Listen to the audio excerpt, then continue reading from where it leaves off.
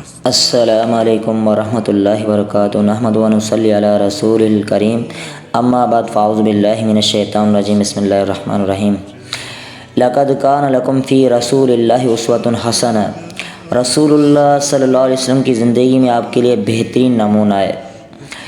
سامعین کرام، اللہ کے رسول صلی اللہ علیہ وسلم کا ایک ایک عمل ہمارے لیے باعث خیر اور باعث برکت ہے، تو ہمیں اللہ کے رسول کی سیرت سے غافل نہیں رہنا چاہیے۔ اللہ کے رسول نے ہمیں قدم قدم پر ہمیں ایسی ایسی دعائیں بتائی ہیں جو بہت بڑی خیر سے بھری پڑی ہیں۔ مثلاً ایک دو مثالیں میں آپ کے سامنے رکھوں گا۔ رسول اللہ صلی اللہ علیہ وسلم نے ہمیں بازار میں جانے کی ایک دعا بتائی ہے، لا الہ الا اللہ وحدہ لا شریک لہ لہ الملک و لہ الحمد یحیی و یمیت وہو حی لا یموت بیدہ الخیر وہو علی کل شیء قدیر۔ رسول اللہ صلی اللہ علیہ وسلم نے فرمایا جو شخص یہ دعا پڑھتا ہے بازار کے اندر، تو اس شخص کے نامہ اعمال کے اندر 10 لاکھ نیکیاں لکھی جاتی ہیں اور 10 لاکھ برائیاں مٹا دی جاتی ہیں، اور اس شخص کے لیے جنت کے اندر ایک گھر تعمیر کیا جاتا ہے۔ سنن ترمذی کے اندر یہ بھی الفاظ موجود ہیں کہ 10 لاکھ اس کے درجات بلند کیے جاتے ہیں۔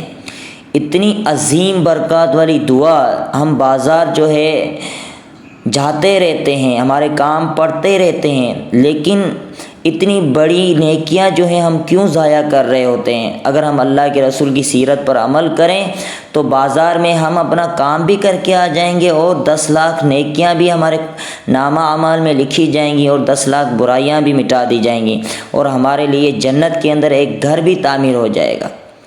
اسی طرح رسول اللہ صلی اللہ علیہ وسلم نے فرمایا جب آپ گھر سے باہر نکلیں تو یہ دعا پڑھیں۔ سنن ابی داؤد کی روایت ہے، بسم اللہ توکلت علی اللہ لا حول ولا قوت الا باللہ، اللہ کے نام کے ساتھ میں نے بھروسہ کیا اللہ پر، اور اللہ کے نام کے ساتھ میں گھر سے نکلا۔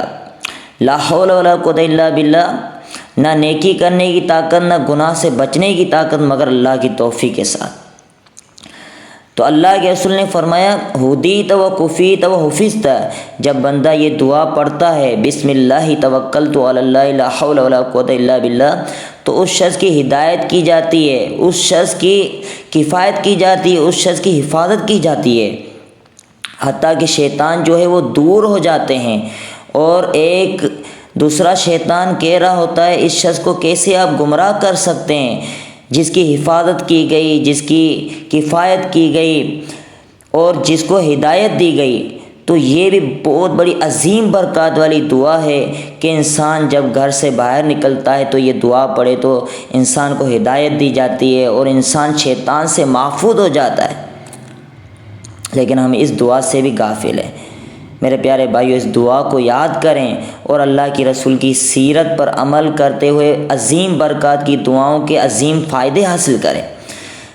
اسی طرح اللہ کے رسول نے فرمایا کہ جو کپڑا پہننے کے وقت جو دعا پڑھتا ہے الحمدللہ الذی کسانی ھذا الثوب ورزقنیہ من غیر حول منی ولا قوہ، تو اللہ کے رسول نے فرمایا اس کے گزشتہ گناہ معاف ہو جاتے ہیں۔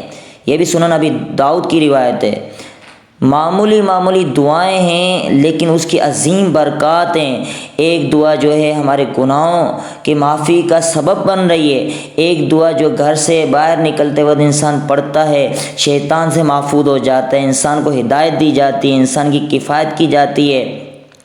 اسی طرح بازار میں داخل ہونے کی جو دعا پڑھتا ہے تو ایسے شخص کے لیے 10 لاکھ نیکیاں لکھی جاتی ہیں، 10 لاکھ برائیاں مٹا دی جاتی ہیں، اور ایک گھر تعمیر کیا جاتا ہے جنت کے اندر۔